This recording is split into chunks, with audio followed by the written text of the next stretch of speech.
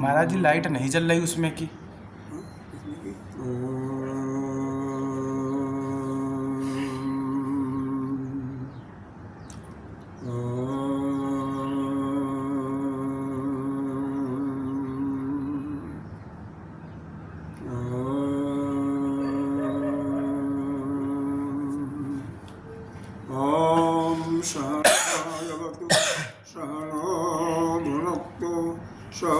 वीर्यं करवावहि तेजस्विनावधीतमस्तु मा विद्विषावहि।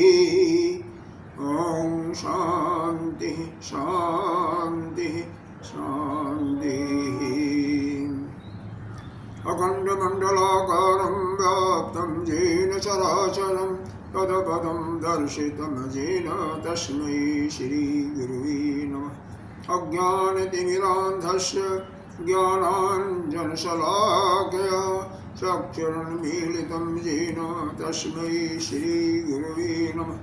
गुरुर्ब्रह्मा गुरुर्विष्णु गुरुर्देवो महेश्वरः गुरुः साक्षात् परं ब्रह्म तस्मै श्रीगुरुवे नमः। त्वमेव माता च पिता त्वमेव बन्धो च सखा त्वमेव विद्या द्रविणं त्वमेव सर्वं मम देवदेवः।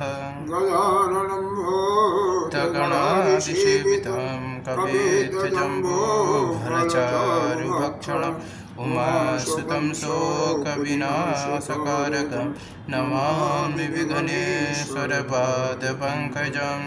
अनंत श्री विभूषिते तदराट पंचायती महानिर्वाण्य फल के वरिष्ठ श्रुति ब्रह्मनिष्ठ महामल्लेश्वर एवं उत्तर प्रदेश समाज के अध्यक्ष सत्यदेव भगवान के चरणों में कोटि कोटि नमन बंदन। यहाँ पर उपस्थित ब्रह्मचारी श्री कृष्ण चैतन्य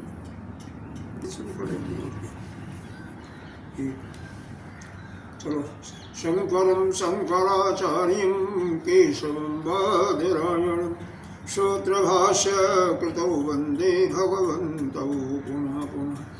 ईश्वरो गुरुरात्मेति मूर्तिभेदविभागिनी व्योमवद्व्याप्तदेहाय दक्षिणामूर्तये नमः। शुरू करें। आपका 24वां श्लोक होगा, यहाँ से हम 1 मिनट 24वां हो गया, 23वां से करते हैं, 23वां से करिए, 23वां से कीजिए या 22 से कीजिए। ये काम अस्मिकार्थेषु हि नित्यत्वेन निश्चयात् नैस्पृश्यं तुच्छबुद्धया तद्वैराग्यम् तद्वैराग्यम् इत्यर्थते। नित्यपदार्थ विवेकात् पुरुषस्य जायते सद्यः शृक्चन्दनवनिकादौ सर्वत्र नित्यवस्तूनि विरक्तिः काष्ठविष्यावदसाहि बुद्धिर् भोगेषु सा तीव्रविरक्तिरिष्यति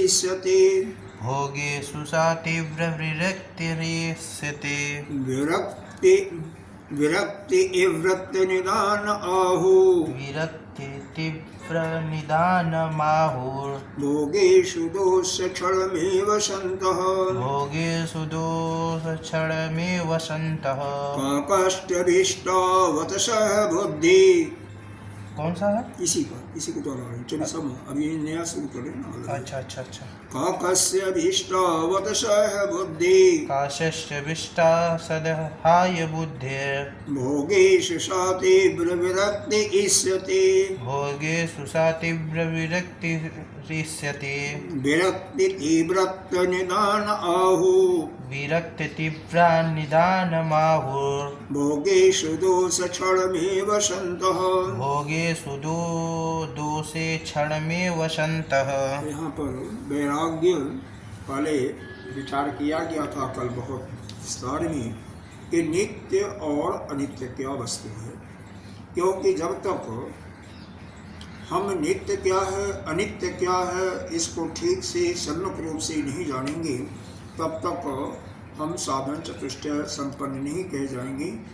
या यह समझिए कि यह जो विवेक है, विवेक का तात्पर्य यही है कि नित्य और अनित्य का सम्यक रूप से ज्ञान है।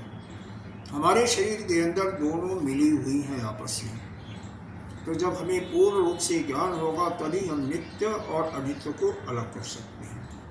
तो यहाँ पर नित्य क्या बताया गया कि नित्य केवल एक ब्रह्म ही है, वह ब्रह्म ही नित्य है।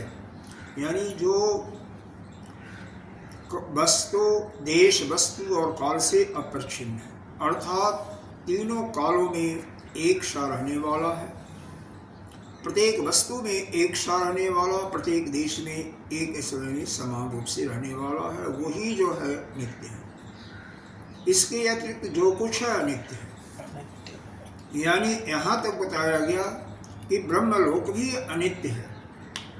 यह केवल हम अपनी मूर्खता के कारण ब्रह्मलोक वैकुंठ लोक इत्यादि को हम क्या मानते हैं कि यह नित्य मानते हैं, लेकिन नित्य वास्तव में यहाँ पर उस ब्रह्म के अतिरिक्त और कुछ भी नहीं है। क्यों?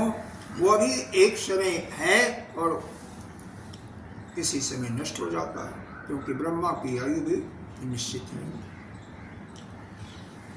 अब वैराग्य के विषय में बताया जा रहा है। इसका प्रयोजन यह है, यह विवेक वैराग्य और सब संपत्तियां का मोक्षत्व, इसके विषय में साधारण रूप से तो पहले बता दिया, लेकिन विशेष रूप से चिंतन इसीलिए कर रहे हैं कि साधक के अंदर ठीक ठीक विवेक भी हो जाए और साथ साथ उसके अंदर इस संसार के भोग वस्तुओं का या परलोक में भोग वस्तुओं का, उनके गुण और अवगुणों का उचित रूप से परीक्षण करके उसको इस संसार से विरक्ति हो जाए, इस शरीर से वैराग्य हो जाए, यही इसका उद्देश्य है। तो यह 22वां श्लोक ही बताया गया। आपका 22वां श्लोक आपके हिसाब से मैं कर रहा हूँ।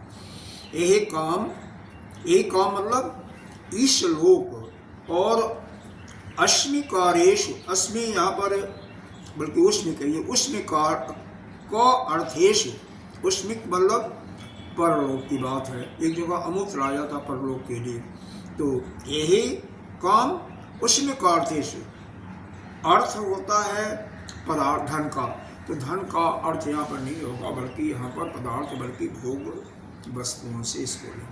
तो चाहे वह इस लोक का हो या परलोक का हो, वहाँ के जो भी भोग्य पदार्थ हैं अर्थेश दोनों के साथ साथ लेना है। तत्वबोध में परिभाषा आई है, यही स्वर्ग भोगेषु इच्छा राहित्यम। यही आया इस लोक और स्वर्गलोक से इस लोक और परलोक दोनों की बातें हैं, दोनों में इच्छा रहित तो दोनों में विरक्ति हो जाए, तभी तो आया यही स्वर्ग भोगेषु। हाँ, यहाँ का और स्वर्ग भोग से इच्छा राहित्यम। देखो स्वर्ग भोग से यहाँ पर थोड़ा सा लिमिटेड स्वर्ग में है, लेकिन किसी की इच्छा कोई और हो तो यहाँ पर तो कोई भी लोग हो, क्योंकि 7 प्रकार के लोग हैं ना, तो किसी भी लोग का, तो यह काम अमुष्मिकार्थेषु मतलब इस लोक के भोग्य पदार्थ, और जब इस संसार से विदा होंगे तो परलोक की जो दूसरे लोक में किसी लोक में जाने की इच्छा होती है, तो उस लोक के भोग्य पदार्थों के बारे में हानिस्तत्तेन निश्चयात्, उसकी जो हानि होती हैं, जो उससे नुकसान होने वाला है, उसको अच्छी तरह से निश्चय करना। कौन करेगा? जिसको जानकारी होगी ना कि इस पदार्थ का हम भोग करेंगे तो उससे क्या नुकसान होगा, क्या हानि होगा या क्या लाभ होगा। तो यही यहाँ पर बताया जा रहा है कि इस लोक के और परलोक के जो भोग पदार्थ हैं उनको अच्छी तरह से सम्यक रूप से जान करके उससे क्या नुकसान होने वाला है उसको अपने चित्त में बैठा। फिर क्या है, न अस्पृहम तुक्ष बुद्धियत। और ऐसा कोई जब किसी भी भोग पदार्थ से उसको उसका नुकसान होने वाला ही होगा तो उससे अस्पृहा, मतलब अस्पृहा का मतलब होता है लगाव, प्रेम, राग, और यहाँ पर शब्द आया है अस्पृहम। तो अस्पृहम का मतलब कोई उससे लगाव नहीं होना, यानी उससे विरक्ति होना। तो किसको उससे राग हो सकता है, मतलब चाहे इस लोक का सुख हो या उस लोक का सुख हो, पदार्थ का भोग है, उससे किसी को राग नहीं होगा या किसी के भोगने की इच्छा नहीं करेगी। कब? जब उसके नुकसानों को जान जाएगा। अब उदाहरण दृष्टांत ले लो, मान लो हम अच्छा प्रकार से तेल मसाला भून करके कोई सब्जी खा रहे हैं, हमारे लीवर में कमी है, कमजोरी है, या हमारे पाचन शक्ति में कमजोरी है, तो हमारे लिए क्या होगा, वो भोज्य पदार्थ नुकसान हमारे लिए तो, और हमारे जो यह आमाशय है, लीवर है, उसको और खराब करेगा ना। और कोई एक गिलास भी अगर हम ज़्यादा खा लेंगे तो उसका परिणाम क्या होगा, वो भी हमारे इस पाचन तंत्र को खराब करेगा, गैस बनाएगा। गैस बनाने वाली चीज़ें जितनी भी हैं वो गैस बनाएंगी। जहाँ तक सब्जियों का है तो यह दो चीज़ें जहाँ तक मेरे को मालूम है बहुत ज़्यादा गैस बनाती हैं, एक शिमला मिर्च और एक पत्ता वाली गोभी। ऐसा आयुर्वेद में लिखा हुआ है। वैसे तो जितने भी गरिष्ठ चीज़ें हैं, जितने भी शक्तिशाली होती हैं, मतलब जिसमें शक्ति होती है, वो भी गैस बनाती है। जितनी भी आपको पुष्ट देने वाली, शरीर को अच्छा ताकत देने वाली है, उसका भी काम है गैस को जारी बनाना।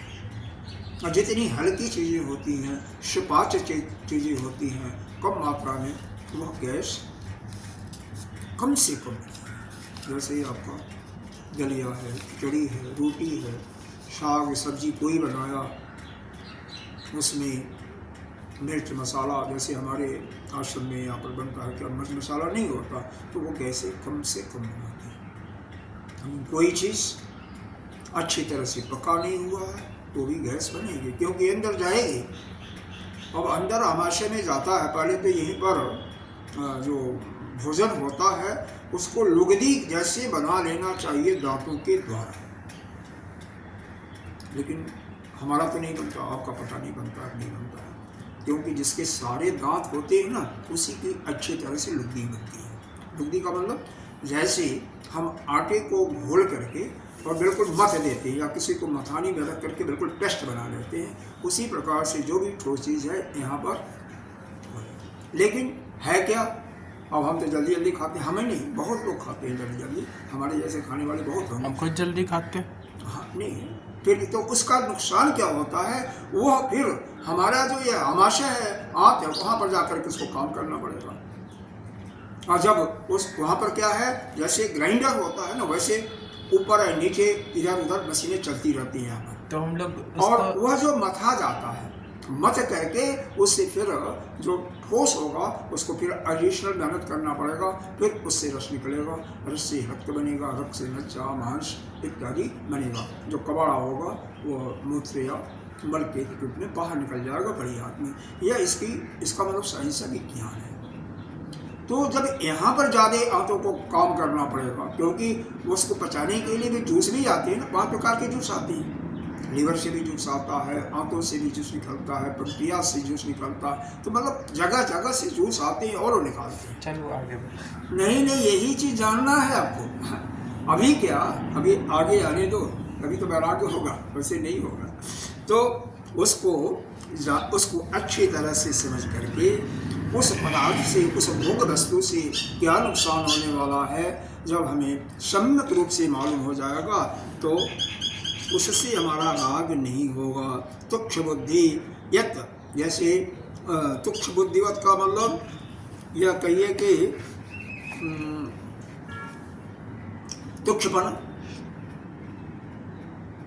तुक्षपना ये भी कोई अच्छा शब्द नहीं हुआ ना। ये समझिए कि उससे विरक्ति हो जाएगी, राग के बजाय विरक्ति। तो फिर आगे बताया तद वैराग्यम इति रहते। और इस प्रकार से जब हम जितने भी भोग पदार्थों का सेवन करते हैं या सेवन करेंगे भविष्य में, जो अपने अंदर कामना है, जब उसका ठीक ठीक जब हमें ज्ञान हो जाता है तो हमें उससे वैराग्य हो जाता है या हो जाएगा। अब अगला श्लोक समझिए और आगे, इस पर भी शायद कल बता दिया गया था। नित्य अनित्य पदार्थ विवेक। एक मिनट, आपका कितना नंबर है? हाँ चलो बढ़ाइए। 23 होगा। नित्य अनित्य पदार्थ विवेक पुरुषस्य जायते सद्यः। पुरुषस्य जायते सद्यः शकचन्दन वनितादौ। सृक्चन्दन वनिकादौ सर्वत्र नित्य वस्तुनि विरक्तिः। सर्वत्र नित्य वस्तुनि विरक्तिः। यहाँ पर अनित्य होना चाहिए, अनित्य पढ़ना चाहिए। सर्वत्र अनित्य वस्तुनि विरक्ति, सर्वत्र अनित्य वस्तुनि विरक्ति। यहाँ पर सद्य एक शब्द आया है, तो सद्य का तात्पर्य क्या है, इसको थोड़ा सा जानो। सद्य जायते, सद्य मतलब सम्यक रूप से, जायते माने जानना। तो जब सम्यक रूप से ठीक ठीक प्रकार से या अच्छी तरह से नित्य और अनित्य पदार्थ का जब हमें, जिस पुरुष को, जिस साधक को ज्ञान हो जाएगा, नित्य अनित्य पदार्थ विवेक पुरुषस्य जायते सद्य, जब सम्यक रूप से अच्छी तरह से उसका ज्ञान हो जाता है किसी भी पुरुष को या साधक को कि यह कौन नित्य है, हमेशा रहने वाला है, और कौन नहीं रहने वाला हमेशा। तो अगर ऐसा हो जाएगा तो क्या होगा, श्रक मतलब माला, किसी प्रकार का मतलब आपकी सेवा की जाए, चंदन, इत्र, फुलेल, जितना भी चीज़ें हैं, वनिता स्त्री, पुत्र, और आदि लिखा हुआ तो उसमें पुत्र भी ले लें, मकान भी ले लें, गाड़ी घोड़ा भी ले लें, और जितनी भी भोग की सामग्रियां हैं। सर्वत्र अनित्य वस्तु निवृत्त। क्यों? तो हमें क्या मालूम होगा, जब हमें ठीक ठीक नित्य वस्तु का ज्ञान हो गया तो हमें यह जो है, जो भी इस संसार में हमें हमारे ऐश्वर्य को देने वाली, हमें खुश करने वाली वस्तुएं दी जाती हैं, हमें अच्छा लगने वाली, क्योंकि वह अनित्यता का उसमें जब हमें अच्छी तरह से ज्ञान हो गया तो उससे हमारा वैराग्य। तभी माला को देखिए, अरे 2 घंटे के बाद ही उस मुरझा जाता है। श्रक चंदन भी लिया, अच्छा ही तो फूले लाया, वो भी घंटा 2 घंटा 3 घंटे के बाद उसका वो चला जाता है। नित्यता उसका जो गंध है, जो आपको अच्छा गंध लग रहा है, थोड़े समय के बाद वह धीरे धीरे समाप्त हो जाता है। स्त्री, जिस समय तक आप उसके भोग विलास में, उसी समय सुख बाद में आपको फिर विरक्ति हो जाएगी। घर द्वार, अब घर द्वार में, घर में, गाड़ी घोड़ा में जब तो सब ठीक ठाक चल रहा, तब तक आपको आनंद आ रहा, सुख भोग रहे हो, और जैसे ही वहाँ पर कड़वाहट आई, आपस में बोली ताना हुआ, झगड़ा हुआ, या उसी घर के माध्यम से किसी ने मान लीजिए मुकदमा डाल दिया, या आपस में भाइयों में विरोध हो गया, या आपका गाड़ी का एक्सीडेंट हो गया, तो क्या होगा? आपको फिर उससे यही सिद्ध होता है, आप यही समझते हैं कि यह अनित्य है, यह जो जितने प्रकार के ये सुख हैं, ऐश्वर्य हैं, वो आज हैं, कल नहीं रहेगा। वो तीनों कालों में रहने वाले नहीं है। और यहाँ पर आप उसको भोग रहे हो तो दूसरे साल में जाओगे तो वह नहीं मिलने वाला है, वो सुख नहीं मिलेगा। तो चाहे देश के हिसाब से देखें, वस्तु के हिसाब से देखें, इस वस्तु में है तो उस वस्तु में सुख नहीं होगा, काल में इस काल में है तो 10 साल के बाद नहीं मिलेगा। तो इसका मतलब यह सब सुख जो है अनित्य है।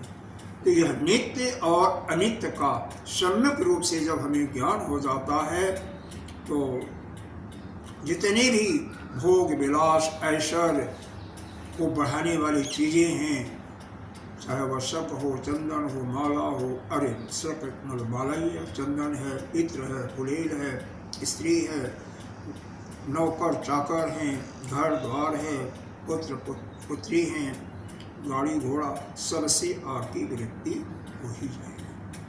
जब तक उसकी कमियों को नहीं जानते हैं तभी तक होता है। अभी तो और देखिए क्या है, इसलिए ये कैसे हैं, अब यह इसका सुख कैसे है वो देखो।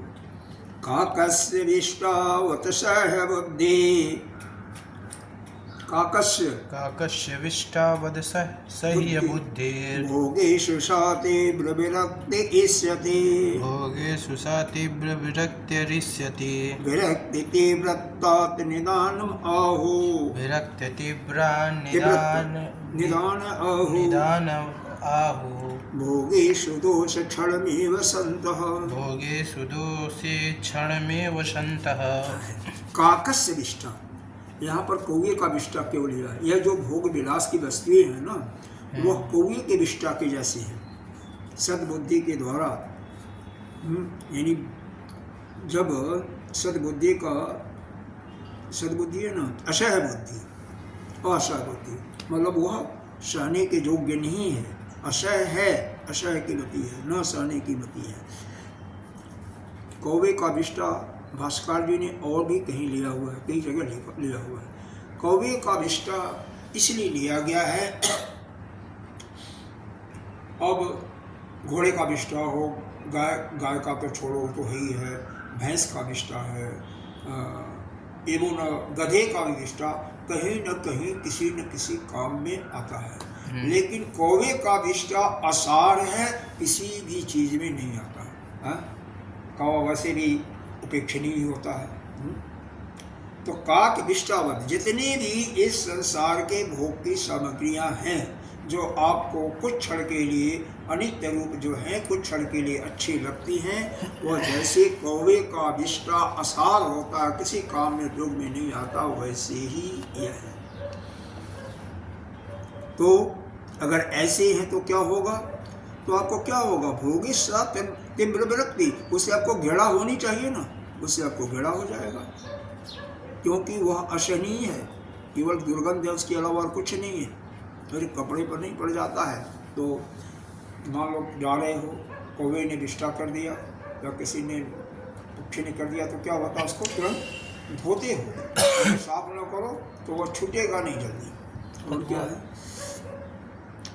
विरक्ति तीव्रतान निदान आहु।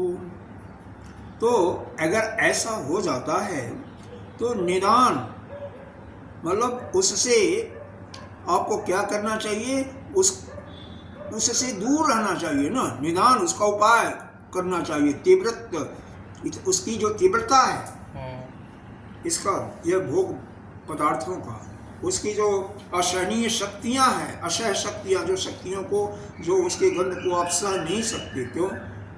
किसी भी चीज़ को भोगते हो तो क्या बनता है? कफ बनता है। अब कफ तो हम लोग को बन ही रहा है, पसीना आता ही है, मल मूत्र सबको हर समय बनता ही बनता है, वीर्य बनता है।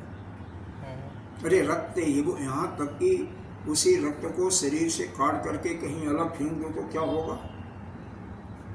तुम्हारा 2 दिन के बाद आप उसको उस रास्ते से गुजर नहीं सकते हो। जब तक कोई चिड़िया मर जाती है तो कितना गंध फैल जाता है, जब तक वह जिंदा होता है तो कितना आपको अच्छा लगता है। लेकिन जब मर गई तो वही आपके लिए असहनीय हो जाता है। तो यहाँ पर यही बताया है, तीव्र विरक्ति। तीव्र विरक्ति का मतलब बहुत प्रचंड वैराग्य, बहुत प्रचंड वैराग्य, इस अति मतलब माना जाता है।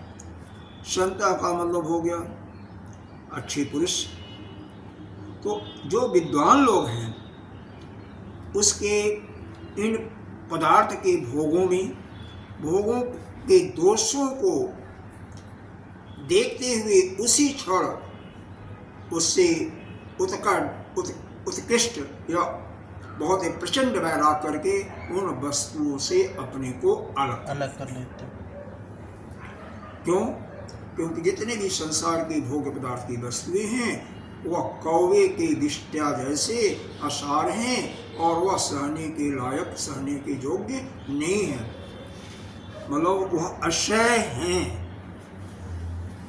अक्षय का मतलब कि उसके गंध को, उसके स्वरूप को आप देख नहीं सकते, आपके लिए मुश्किल हो जाता है।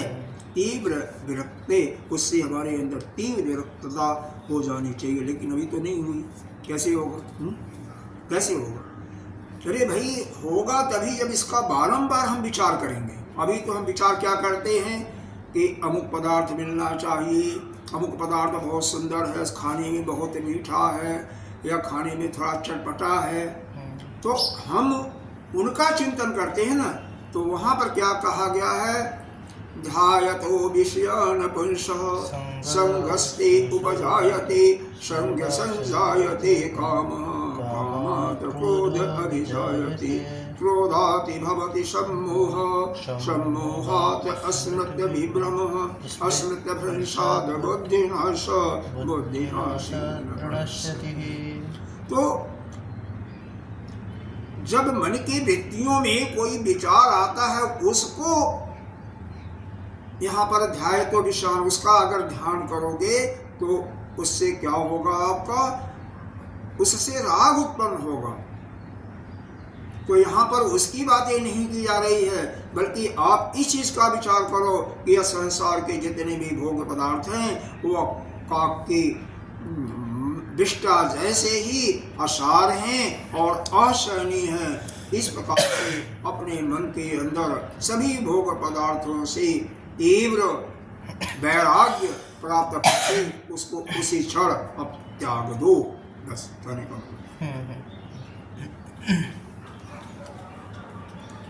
अगला देखिए।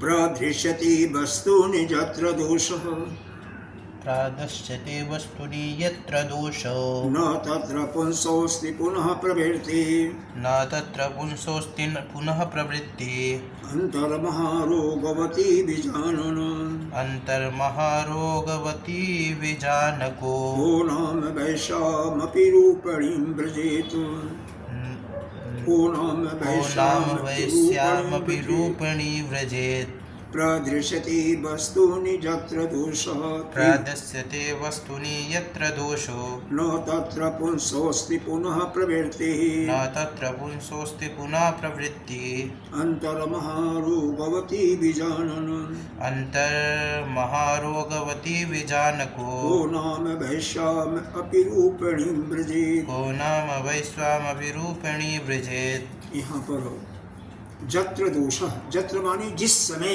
यहाँ पर जहाँ का जत्र का अर्थ होता है जहाँ जहाँ दोष दिखाई दे। लेकिन यहाँ पर जैसे आपने किसी वस्तु के दोष का अवलोकन करते गए, न तत्र, वहाँ पर तत्र माने वहाँ होता, लेकिन वहाँ पर मतलब उस वस्तु में पुंसो वस्तु पुनः प्रवृत्ति, पुंसो कहते हैं पुरुष को, पुरुष का पुनः प्रवृत्ति का मतलब उसमें अनुराग, उससे प्रेम नहीं होगा। प्रदेशते वस्तुनि यत्र दोष, जब किसी वस्तु को, किसी भोग्य पदार्थ के दोष को के बारे में ठीक ठीक आप विचार करोगे कि यह भोग वस्तु क्या है? एक तो अनित्य है, मतलब इसके द्वारा जो सुख प्राप्त भी होगा वह अनित्य है। दूसरा असार है, ऊपर वाला श्लोक से असार है, और तीसरा वह घृणास्पद ही है। अगर ऐसा आप विचार करोगे तो उस पदार्थ से आपकी विरक्ति हो जाएगी, उसमें अनुराग आपका नहीं होगा। कैसे? अंतर महारोगवती विजानन को नाम वैशा अपिरूपणीं वर्णेत। अंतर महारोगवती, देखो कोई वैश्या है, बहुत उससे आपका राग हो गया या कोई स्त्री समझ लीजिए, पर वैश्या की बात नहीं है, लेकिन उसके अंदरूनी भाग में कोई विशेष रोग हो गया है, तो फिर उससे आप प्रेम करोगी? नहीं करोगे ना। तो हमें एक इसके लिए एक थोड़ा सा दृष्टांत देखें। एक राजा का लड़का था, राजा प्राय क्षत्रिय होती। एक ब्राह्मण की लड़की, उसका एक मंत्री था, वह ब्राह्मण थे, बहुत विद्वान थे, पंडित थे। उसकी लड़की इतनी बहुत सुंदर थी कि उससे उसका प्रेम हो जाता। अपने पिता से कहता है, पिताजी हमें इस लड़की से शादी करना चाहिए, ये मंत्री की लड़की है ना, बड़ी सुंदर है। पिताजी ने कहा ठीक है, पहले तो कहे नहीं वो ब्राह्मण है, ठीक नहीं है, अपने कुल में बात करो, किसी राजा की लड़की से शादी करा देते हैं। तो उसने कहा नहीं, मुझे शादी करनी है तो इसी लड़की से करनी है, बड़ी सुंदर। फिर क्या होगा, उसने राजा ने अपने मंत्री को बुलाता है, कहता भाई देखो आपको 1 महीने का समय दे रहे हैं और आपकी पुत्री से हमारा बेटा शादी करना चाहता है, हाँ ना का जवाब 1 महीने के अंदर आप हमको दे दो। अब वो जाता है, उसी दिन से उसको इतनी चिंता हो जाती है कि मैं बेटी से अपना बहुत प्रेम करता था, कैसे कहूँ। 10-15 दिन सोचते सोचते उसका भूख प्यास सब कुछ धीरे धीरे मर जाता है। कुछ दिन के बाद वो सोचता है कि अब जीना ही ठीक नहीं है, अब मैं आत्महत्या कर लेता हूँ। ऐसा क्यों? शाम को खाना भोजन करने के लिए बैठा, खाने की इच्छा तो कई दिनों से नहीं खा रहा था। सीख वाली झाड़ू मारी है, सीख वाली। मिली नहीं सीख वाली। एकाध ग्रास खाया होगा और एकाध ग्रास खाने के बाद फिर उठ गया और अपना कुर्ता जो भी है अपना पहना और निकलने के लिए जैसे निकला, बेटी उसका पकड़ ली कुर्ता। पिताजी आप ठीक नहीं कर रहे हो, कई दिन से मैं देख रहा हूँ कि आप ना तो ठीक से खा रहे हो, ना तो ठीक से रहते हो, पता नहीं आपको क्या चिंता हो गई है। और जब अपने मन के चिंता को किसी से बताया जाता है तो वह चिंता हल्की हो जाती है, लेकिन आप अपने दुख को किसी से बता नहीं रहे, शेयर नहीं कर रहे। हाँ, कोई भी आपको समस्या है, आप अपने जिसको भी आप अच्छा समझते हो उससे बात करोगे। आजकल तो अगर अपने मन की बात किसी से बता दो तो वो समस्या और बढ़ जाएगी। कोई बात नहीं, तो जिसको आप बता सकते कम नहीं होगी, जो आपकी बातों को का निदान करने में तत्पर होगा उससे कहो, वह आपको अदरवाइज न लेकर के वह कोशिश यह करेगा कि आपकी समस्या का निदान हो। जिसको आप अपना समझते हो और जिसको आप अपना समझते हो वो कभी भी आपका बुरा नहीं करेगा। ये दृष्टि का फेर होगा। जिसको भी आप अपना समझोगे निश्चित रूप से वह आपका अपना ही होगा, और आप उसको पराया समझोगे तो पराया ही होगा, इसमें कोई दोष नहीं है। अपने तो गुरु जी हैं बस। वह क्या है, फिर बहुत वहाँ पर मंथन करने के बाद वह अंत में लड़की कहती है नहीं पिताजी हम नहीं जाने देंगे। अब 10-15 दिन से मैं देख रहा हूँ वो खा ही नहीं रहे, न भोजन करते हो, क्या ऐसा क्या समस्या आ गया जिसका कोई दवा नहीं है। तो उन्होंने बताया बेटी ऐसी ऐसी बात है। तो उन्होंने कहा इसमें क्या बात है। बेटी कहती जाओ राजा को कल बोल दो, अब भोजन करो और मैं जो है उससे शादी करने के लिए तैयार हूँ। ठीक, बस हो गया काम खत्म। अब वो फिर बताता है कि मैं तो आत्महत्या करने के लिए ला रहा था, लेकिन आपने तो सारा समस्या का निदान। अब चूंकि वह पंडित उनके यहाँ मंत्री था तो उसके पास भी कई नौकर चाकर थे, तो वह अपनी सखियों को साथ में लेती है जो नौकरानी इत्यादि हैं, और एक ऐसी दवा लेती है वो लड़की कि जो पेट के जो भी होता है ना सबको, जैसे होता दस्त लूज मोशन, और जो भी मल है, वह मूत्र है, पीव है, कफ है, इत्यादि सब कुछ एक एक घड़ी में रखवाती जाती है नौकरों की सहायता से। 8-10 दिन के बाद उसका शरीर तो बिल्कुल हो गया, गाल पच गया, सुंदरता सारी चली गई और सारी सुंदरता उसका उन घड़ों में भर गई। एक दिन पार्क में सुबह जाती थी चलने, जहाँ पर वह राजा का लड़का बैठता था, तो राजा का लड़का आया। अब चूंकि उसकी शक्ति भी चली गई थी, भाई जिसको लूज मोशन लगातार हो रहा है उसकी शक्ति कहाँ जाएगी। यहाँ पर विचार करने की योग्य क्या है, यह शरीर की सुंदरता किसके कारण से आती है? अन्न से ही होती है। अरे भाई, अन्न से ही आपकी ताकत भी आती है कि आप बोल सकते हो, ठीक है, शक्ति उसकी होती है। लेकिन अन्न न खाओ तो आपकी याददाश्त शक्ति भी चली जाएगी। जो मंत्र आपको याद होगा वह मंत्र का उच्चारण आप ठीक से नहीं कर सकते हो, भूल जाओगे। शक्ति क्षीण होने पर यही होता है, समझ रहे हो? तो उसको बुला तो नहीं सकती, संकेत करती है। राजा के लड़के को आता है, आप कौन हैं? वो लड़का बोलता है कि सुंदरी आप कौन हैं, आप क्यों मेरे को बुलाया है, क्यों रोका है? वो कहती मैं वही आपकी भावी पत्नी जिससे आप शादी करने के लिए तत्पर हैं, मैं वही हूँ। अब उसके तो आंखें खुल जाती हैं। कहता है कि मैं तो आपको इतना सुंदर आपकी सुंदरता का वर्णन मैं इस समय नहीं कर सकता, कितनी आप सुंदर थी, और यह क्या आपके सुंदरता का क्या हो गया? आपके तो ये शरीर बिल्कुल मरियल जैसे हो गया, कौन सी ऐसी बीमारी हो गई? उसने कहा कि कुछ नहीं, मेरी जो सुंदरता थी ना वो इन घड़ों में है, दिखा दो। तो किनारे पर रखवा दे रही है अपनी नौकरानियों से, वहाँ पर देख लो। बदबू वाला मुँह सिकोड़ के पहले ही था, खड़ा था, उसको देख करके अब जा करके पिताजी से कहता है, पिताजी मैं शादी नहीं करूँगा। यहाँ पर क्या है, जब हम किसी भी भोग्य पदार्थ के जो अवगुण हैं उनका विचार करते हैं ठीक ठीक सम्यक रूप से, तो उससे हमारा वैराग्य हो जाता है। यहाँ पर जिनको भी किसी से प्रेम होता है, अगर हो गया है, होता तो है ही है, तो उसका इसी प्रकार से विचार करें कि वह जो उस शरीर की सुंदरता हमें दिखाई दे रही है, उसके अंदर तो बस क्या भरा हुआ है? मल के अलावा कुछ ही नहीं। उस मल के कारण ही उसकी सुंदरता है ना। अरे देखो, जो बहुत मोटा तगड़ा है ना, मोटा तगड़ा, आप मुंह ऊपर करो जरा, मोटा तगड़ा है, उसको कोई ऐसा दे दो दवा कि उसका लूज मोशन होने लगा, सारा उसका क्या होगा, मोटाई चला जाएगा, तो उसकी सुंदरता भी चली जाएगी। और कुछ नहीं तो केवल उसको सुबह सुबह शहद और क्या होता है, नींबू डाल करके निचोड़ करके अगर उसको वो दे दो, उसके धीरे धीरे गर्म पानी से अगर शहद और नींबू पिएगा, उसकी मोटाई धीरे धीरे गायब होती जाएगी।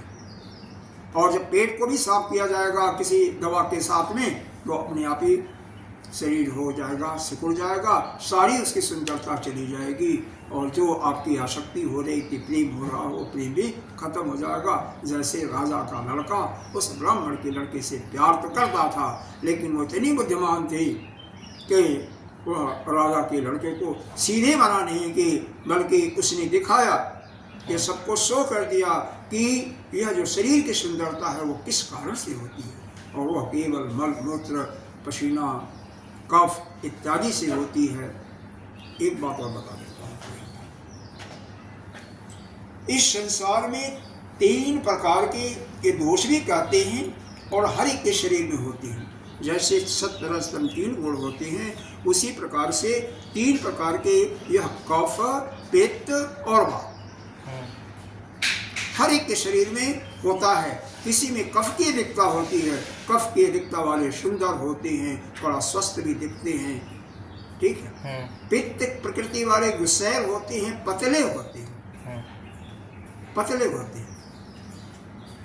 और वात वाले वही वायु के विकार वाले, कहीं जोड़ों में दर्द है, कहीं उतने मोटे भी नहीं होंगे और दर्दों से परेशान रहेंगे, वायु से गैस से परेशान होते हैं। ये 3 प्रकार के विकार होते हैं, सबके अंदर होते हैं। किसी में अधिकता किस चीज़ की हो गई और उसके अनुसार ही कहते हैं, दवा भी देते हैं। आजकल तो एक सिस्टम भी चला है, सेंट्रल गवर्नमेंट ने कोई चलाई है कि आपसे बात करके, केवल बात करने के माध्यम से वो पता कर लेते हैं कि आप कब प्रकृति के हो या वायु प्रकृति के हो या क्या बोलता है उस प्रकृति के पित्त प्रकृति के। हमें लखनऊ में एक यह जो एक बार ये सभी जितने भी महात्मा ने सबका निरीक्षण उसने लिया था इसी प्रकार से। मेरे को कहा कि आप कब प्रकृति के हैं। हमने कहा बिल्कुल आपका उत्तर ठीक है। कुछ बातें कुछ सवाल पूछे थे और कह रहा था कि हम कुछ नहीं जानते। वो कंप्यूटर में रिकॉर्ड होता रहा था, कंप्यूटर अपने आप ही बता देता। ऐसा ये गोयल वाला जो हॉस्पिटल नहीं है, वो गवर्नमेंट से शायद एडेड है, तो गवर्नमेंट के माध्यम से वही करा रहा था। यही अपने आश्रम के उदाहरण शायद देखा होगा आपने। समझ रहे हो ना। तो यह जो सुंदरता है, यह हमारे इस अन्न के द्वारा जो रक्त बन रहा है, मलमूत्र बन रहा है, यही के कारण से है। और यही जब वह हम उसको अलग कर देते हैं तो वह बदबूदार हो जाता है और सारी सुंदरता खत्म होती है। तो कौन ऐसा बुद्धिमान होगा, थोड़ा सा भी ज्ञान होगा कि शरीर से बराग नहीं करेगा। हाँ, फिर किसी से कभी कोई प्रेम करेगा? लेकिन नहीं, वही करेगा जो कि मूढ़ बुद्धि वाला होगा, मूर्ख बुद्धि वाला होगा, जिसको कोई भी चीज़ आती नहीं, लेकिन उसके गुणों का अवगुणों का बारंबार चिंतन करेगा, तब जाकर के उसको क्या होगा, वैराग हो जाएगा। शंकराचार्य जी ने भाष्य गोविंदम में भी, अरे नहीं, 13वें गीता जी में भगवान ने 13वें अध्याय में क्या कहा है? इंद्रियार्थेषु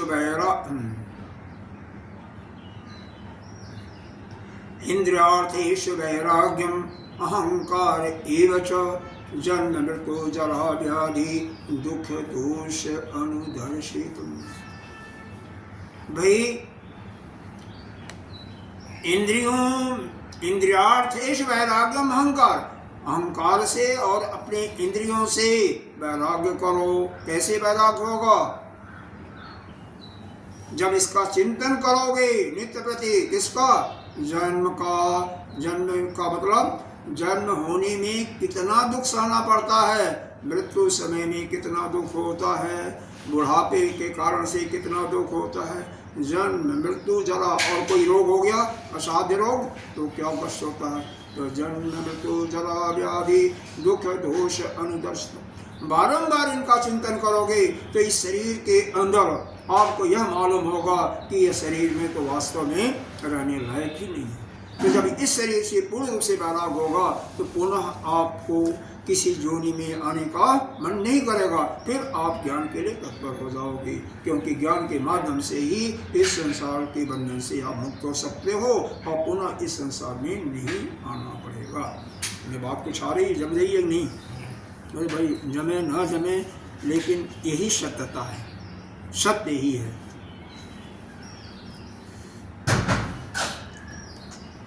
तो इसी प्रकार से यहाँ पर ये बताया गया। इतनी बदबू कहाँ से आई? बदबू होता है, वो कूड़े वाली बाल्टी साफ की धोई, कचरा नहीं है उसमें गंदगी बहुत है, उसको धो दो और उसको अच्छे से धो दो। प्रदृश्यते वस्तूनि यत्र दोषः, इसीलिए कि वस्तु में अनेकों दुख, हर एक वस्तु में दुख देने वाले ही दोष हैं। तो जब ज्ञानी पुरुष उसको नित्य प्रति उसका चिंतन करता है, उनके दोषों पर विचार करता है, तो उससे वैराग्य हो जाता है। जैसे कोई वैश्या है और वह अपने अंदर शरीर से ग्रसित है, किसी रोग से ग्रसित है, तो उससे कौन प्रेम करेगा, उसको वैराग्य हो जाएगा। यहाँ पर दो एक दृष्टांत दिया गया शंकराचार्य जी, अरे भगवान का है गीता जी का, और दूसरा आपका एक लोक व्यवहार लोकोक्त कथा का, उससे वैराग्य हो ही जाना चाहिए। और नहीं तो और देखो, भगवान छोड़ने वाले आदमी नहीं है हम सबको। हम सबको पूरा बुलाएंगे।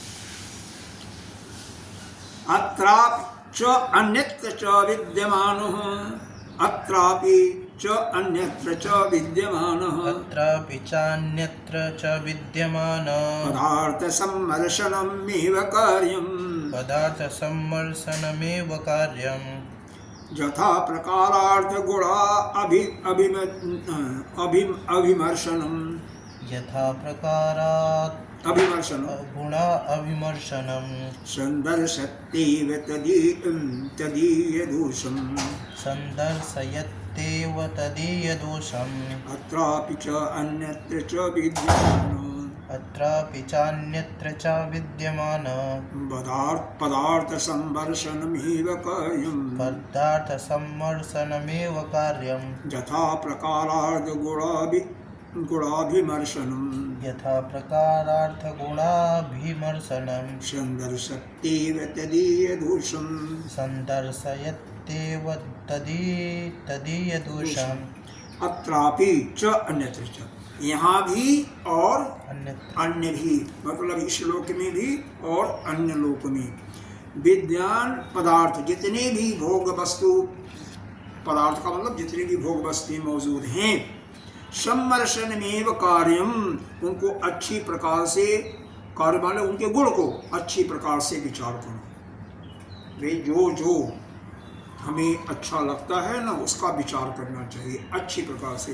अब जब हम अच्छी प्रकार से विचार करेंगे तो यथा प्रकारार्थ गुणा अभिमर्शनम, अभिमर्शनम माने जब उनके गुणों को, यथा जिस समय उनके गुणों का ज्ञान ठीक ठीक हो जाएगा तो क्या होगा, संदर्शने तदीय दोषम, तो उस पदार्थ का दोष है वो अपने आप ही दिख जाएगा। नहीं समझना। जब हम अच्छी तरह से किसी पदार्थ के, चाहे वो पदार्थ चाहे इस लोक में चाहे उस लोक में हो, जब पदार्थ के गुणों का, उनके कार्यों का जब सम्यक रूप से अच्छी प्रकार से जब उसका विचार करेंगे तो वह उसके गुण जो हैं विचार करते करते जो उसके अंदर जो दोष हैं वह अपने दोषों को ठीक ठीक अपने आप ही दिखा देगा। कोई भी पदार्थ ले लो, कैसे अपने गुणों को दिखाती है। जैसे एक आसक्ति, आसक्ति गीता जी में अभी 9वां 10वां श्लोक हो, आसक्ति अनिविसंगम पुत्रदारा गृहादेशु, आसक्ति अनिविसंगम पुत्रदारा गृहादेशु, नित्यं च समाचित्वम इष्टा निष्ठा उपपत्तिषु। भगवान ने क्या कहा, आसक्ति या अनभिसंगम किससे है, पुत्र से, यहीं से होता है प्रेम, द्वारा पत्नी से, घर से, और मित्र मंडली है, वह गांव सोसाइटी है, वहां से होता है। तो उनका चिंतन करो ना, विचार करो ना।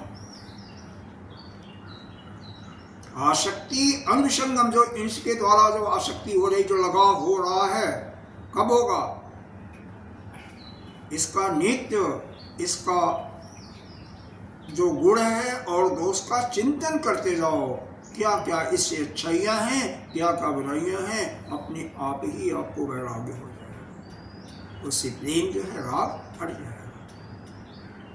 मान लो हमें यहाँ से बहुत प्रेम हो गया इस स्थान से, तो हमें इस स्थान के जो, क्योंकि हर एक वस्तु, जितने भी हैं स्थान है, वस्तु है, देश है, हर एक के गुण भी होते हैं और दोष भी होते हैं। तो इसके यहाँ के जो दोष हैं उसका बारंबार विचार करेंगे तो वह जो राग हो रहा है यहाँ से वो कहीं पर भी होगा, किसी भी देश का, किसी भी वस्तु का, किसी भी व्यक्ति का।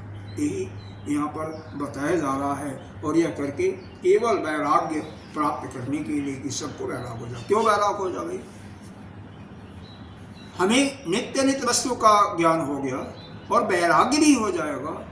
फिर तीसरे चरण में चलेंगे न, संगम समाधि खट संपत्तियों पर देखेंगे, वह सब हो जाएगा तो हम ज्ञान के जोग हो जाएंगे ना। फिर हम गुरु के द्वारा जो ज्ञान गुरु हमारे देंगे वो हमारे अंदर अवधारण होगा।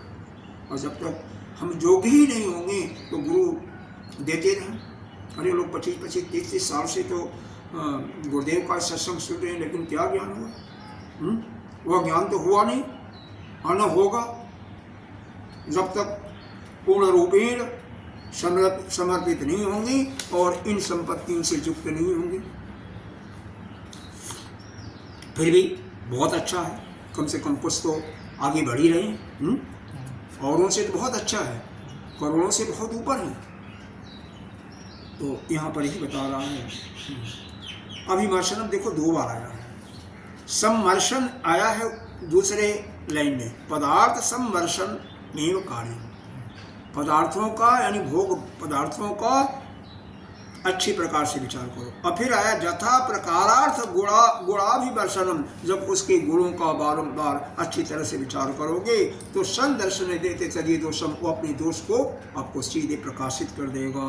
अवश्य ही वह इस बात का निर्णय करा देगा कि इस वस्तु का सेवन करोगे तो इससे अमुक दोष होगा, अमुक समस्या आपके पास आएगी और आप उससे वैराग करके उस वस्तु को हमेशा के लिए त्याग दोगे। एक आध और पढ़ें, इसको भी पढ़ ही लेते हैं, समय है ना? बोलो, आप पढ़ लीजिए। कुक्षौ समार्तोल्मलमूत्र मध्ये, कुक्षौ समार्तोल्मलमूत्र मध्ये, स्थितिं तदा विटकृमि दशंस, स्थितिं तदा विकटमिदसनं च, तदीयकौक्षे कौ हन्ति दाहम्, तदीयकौक्षे हृदयदायं, विचारे को वा विरतिं न जाति, विचार्य को वा विरतिं न याति। कितना सुंदर है। कुक्षौ माने ऊख में यानी गर्भाशय में, स्वमातु अपने माता के ऊख में, जब बच्चा गर्भ में होता है उस समय की बात हो रही है। मलमूत्र मध्य, और अपना भी जो गर्भ में माता का तो होता ही है, और स्व अपना भी मल मूत्र उसी के बीच में रहता है। कैसे रहता है? स्थितिम तदा बिट कृमि दशंस, और वहाँ पर कीड़े उसको काटते रहते हैं। आपके शरीर में क्या है? यहाँ पर जहाँ पर यह आती है ना, बड़ी आती, वहाँ पर यही सब है, कीड़े ही हैं। कईयों के कीड़े निकालने के लिए दवा भी दी जाती है, और वो जब बच्चा होता है वो बच्चे को काटते हैं। हम सब भी उसी से दुख से आए हैं, उसी विष्टा में ही सोते भी हैं। कैसे सोते हैं आगे बताया जाएगा, पैर ऊपर करके और सिर नीचे करके। क्या हालत है। यदि ये कक्षे कवंतिदाहम, वहाँ का टेम्परेचर क्या होता है? 98.4 डिग्री सभी का है, तो वहाँ पर गर्मी होती है, तो उसी गर्मी में वो अच्छा पड़ता है। वहाँ पर कहाँ एसी लगी हुई है? 9 महीना तो रहना ही है, रहना ही है। विचार को वाबिरंत न जाती, दम हो, ऐसा विचार करके, दम हो तो निकल के दिखाओ। ऐसा विचार करके क्यों नहीं निकल सकते हैं? आप भी निकलोगे, हम तो निकलेंगे, आप भी निकलोगे, सभी नहीं, गर्भ से, जो विचार करेगा वो निकलेगा। गर्भ से हाँ, गर्भ से जाने की जरूरत नहीं है ना, वो सहना ही है, इतना तो सहना ही पड़ेगा। नहीं, आपको पुनः दोबारा गर्भ में नहीं जाना है, अब नहीं सहना है। जब तक आप अंधे थे, जानकारी आपको नहीं थी, कहने का तात्पर्य है, तब तक आप जाते थे। अब इसको बारंबार चिंतन करो, मोबाइल को त्याग दो, अपने आप सब ठीक हो जाएगा, अपने आप सब ठीक हो जाएगा। क्योंकि यहाँ पर अध्ययन करके अगर हम वहाँ पर वो कहानियाँ सुनेंगे ना, तो फिर वो ही चले जाएंगे। इसलिए उसको केवल वहाँ पर सत्संग सुनो। कक्षौ समातो मलमूत्र मध्ये, बहुत सुंदर श्लोक है, याद कर लो। स्थिति तदा विटक्रीमि दशंस, तदीय कौक्षे कौहन्तिदाहम्, विचारे को विरतिं न जाति। माता के कोख में यानी माता के गर्भाशय में, उसी मलमूत्र के मध्य में बालक रहते हुए उन जो वहाँ के कीटाणु हों उससे धसा जाता है, उससे चोट खाता रहता है, वो काटते रहते हैं। और उसी कक्ष में इतनी गर्मी असह गर्मी भी होती है, उसकी पीड़ा को भी सहता रहता है। और ऐसा विचार करके कौन वैराग्य को नहीं प्राप्त हो सकता है। ओम पूर्णमदः पूर्णमिदं पूर्णात् पूर्णमुदच्यते पूर्णस्य पूर्णमादाय पूर्ण